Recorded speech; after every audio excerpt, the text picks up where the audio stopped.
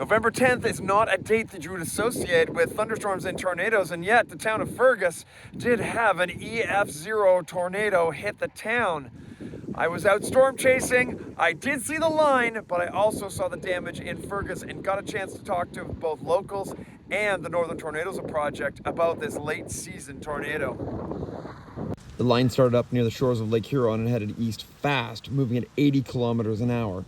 Within the line, small areas began to spin, and just east of Elora, one of those areas spun up into a solid vortex. The spin-up passed directly over the center of Fergus, felling trees and power lines and tearing the shingles off of roofs.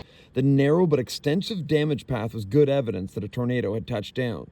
I talked to Jay Price about the night, as his house was directly in the path of the storm.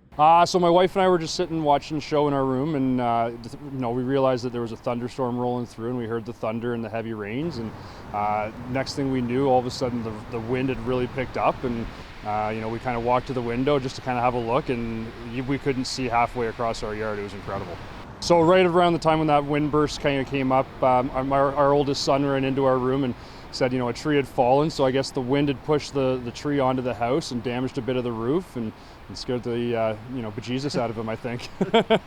Northern Tornadoes Project has confirmed that a tornado did indeed touch down in Fergus. Now we can say that it was a confirmed tornado that hit the Fergus area, started in Elora, traveled east or maybe northeast of Fergus, and so we're still trying to work out the details. Preliminarily, we'd say EF0, so wind speeds, around, I'd say at least, 115, 125 kilometers an hour, somewhere in that range, and then we'll investigate the damage further. The track looks like it's about 6 kilometers long at least, but again, it could be farther. We just got to connect all the dots before we can give updated final answers.